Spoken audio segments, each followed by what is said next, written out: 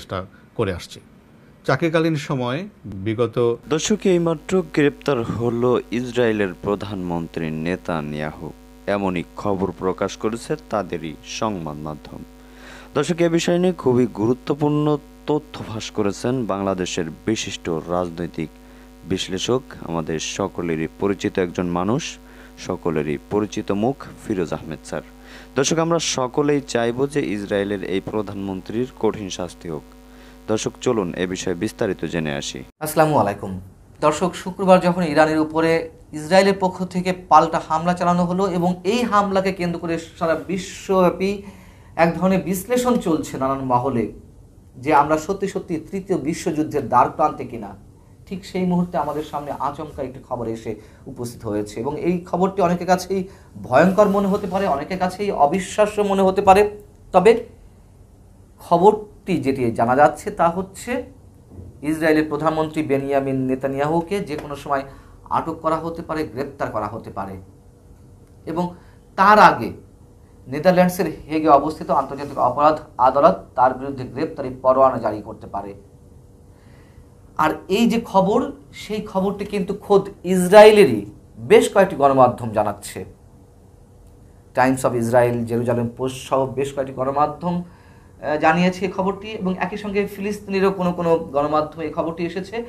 আর এই খবরটি ইসরায়েলের জানা হয়ে গেছে বিধায় গত মঙ্গলবার বেনিয়ামিন নেতানিয়াহু জরুরি বৈঠক ডেকেছিলেন তার যুদ্ধকালীন মন্ত্রী পরিষদের।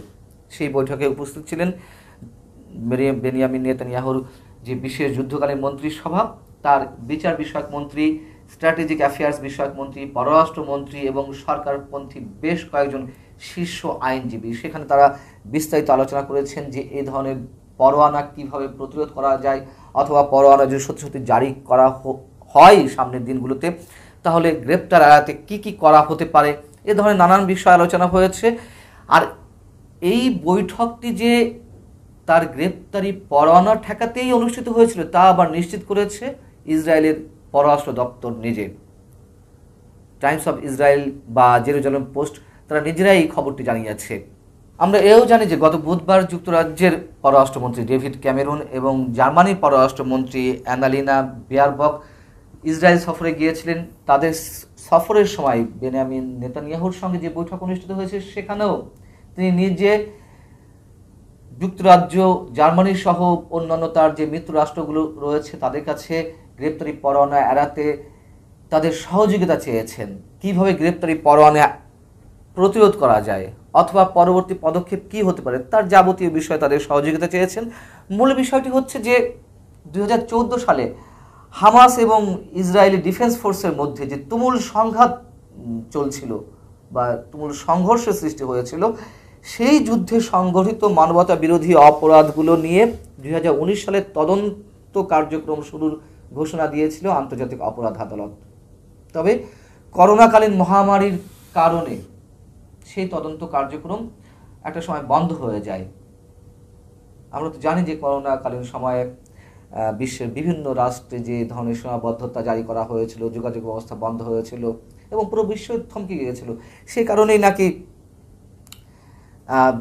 এই তদন্ত কার্যক্রম স্থগিত হয়ে যায়। যদিও করোনা মহামারীর পরবর্তীতে 2021 সালের 23শে মার্চ আবারও আন্তর্জাতিক অপরাধ আদালত আইসিসি তদন্ত শুরু করে এবং সেই তদন্তের অংশ হিসেবে গত বছরের ডিসেম্বরে, অর্থাৎ 2023-এর ডিসেম্বরে আইসিসির শীর্ষ এক আইনজীবী, শীর্ষ এক প্রসিকিউটর করিম খান, তিনি ইসরায়েল সফরে যান এই তদন্তের অংশ হিসেবে তার কার্যক্রম পরিচালনার জন্য। তবে ইসরায়েলি প্রশাসন এবং ইসরায়েলির বিভিন্ন বাহিনীর বাধার কারণে তিনি অর্থাৎ আব্দুল করিম খান কিন্তু ফিলিস্তিন পর্যন্ত পৌঁছাতে পারেননি, গাজা উপত্যকা পর্যন্ত পৌঁছাতে পারেননি। সেখানকার কী অবস্থা, মানবতা বিরোধী যে কর্মকাণ্ডগুলো ঘটছে সেখানে তার সাক্ষ্য প্রমাণ তিনি নিতে পারেননি। তবে তিনি সেই সফর শেষ করার আগে অর্থাৎ সেখান থেকে ফিরে আসার আগে তিনি গণমাধ্যমকে জানিয়েছিলেন, আন্তর্জাতিক বিভিন্ন গণমাধ্যমকে, যে ইসরায়েলি যে বাহিনীর অভিযান একের পর এক ফিলিস্তিনের উপরে, এবং হামাসের হামলা 7ই অক্টোবরে। আমরা তো কথাও জানি যে 2023 সালে 7ই অক্টোবর হামাস যে স্মরণকালের স্মরণীয় হামলাটি চালিয়েছিল ইসরায়েলের উপরে, 5 মিনিটে প্রায় 1200 মিসাইল নিক্ষেপ করেছিল, সেই ঘটনাকে উল্লেখ করে করিম খান বলছিলেন যে এই যে হামলা এবং পরবর্তীতে ইসরায়েলের যে অভিযান, এগুলো সবই যে স্বতঃস্ফূর্ত তা কিন্তু নয়, এগুলো অনেক কিছুই পরিকল্পিত এবং আগে থেকেই পরিকল্পনা ছিল। আর ইসরায়েলি বাহিনীর যে বর্বরতা, মানবতা বিরোধী অপরাধের যে সাক্ষ্য তারা বহন করছে, তার অনেক বিষয়, অনেক প্রমাণ তার হাতে রয়েছে।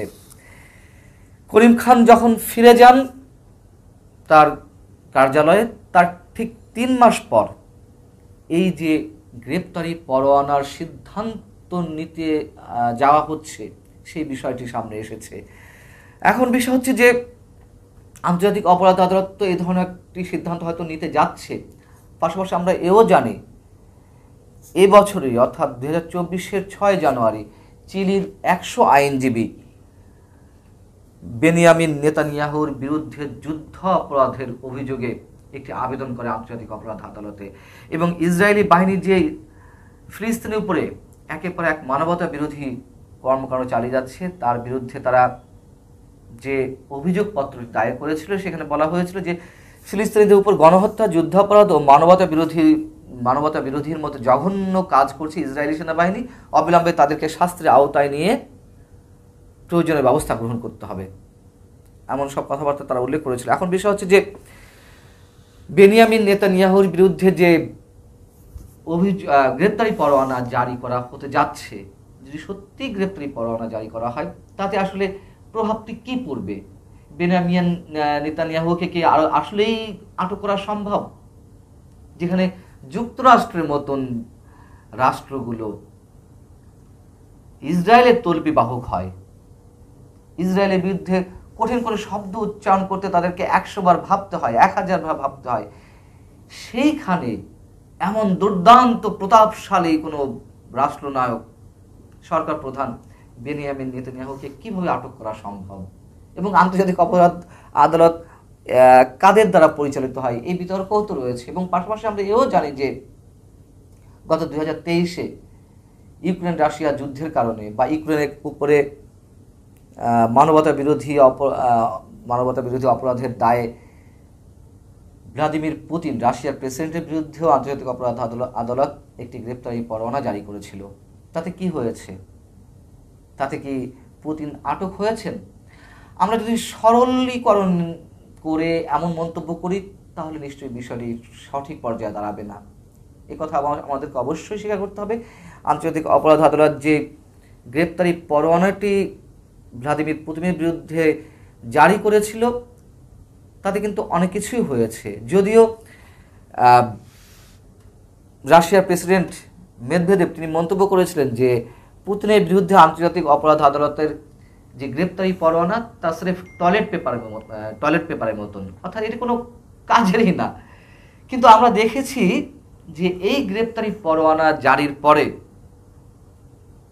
পুতিন ব্রিক্স সম্মেলন এবং ভারতে অনুষ্ঠিত G20 সম্মেলনের মতন অনেক সম্মেলন, অনেক আন্তর্জাতিক বৈঠকগুলোতে তিনি অংশ নিতে পারেননি গ্রেপ্তারের ভয়ে।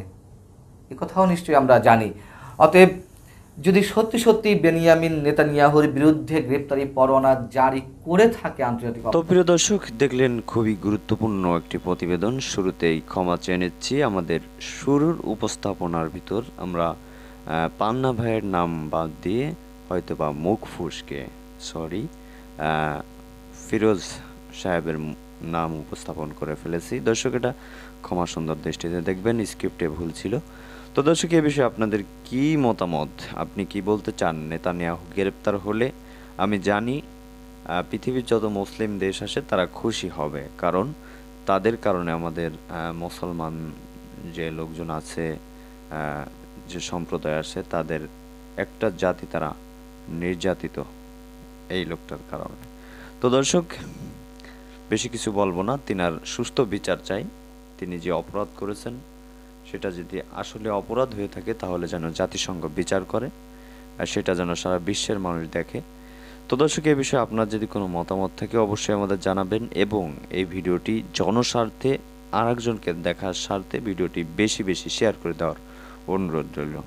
দর্শক, কথা আর বাড়াবো না, চলুন আজকের ভিডিও শেষ করি। তার আগে ছোট্ট একটা রিকোয়েস্ট, যারা চ্যানেলে নতুন অবশ্যই চ্যানেলটি সাবস্ক্রাইব করে পাশে রাখা বেল আইকনটি বাজিয়ে দেবেন। ভালো থাকুন, সুস্থ থাকুন। আসসালামু আলাইকুম ওয়া রাহমাতুল্লাহি ওয়া বারাকাতুহু।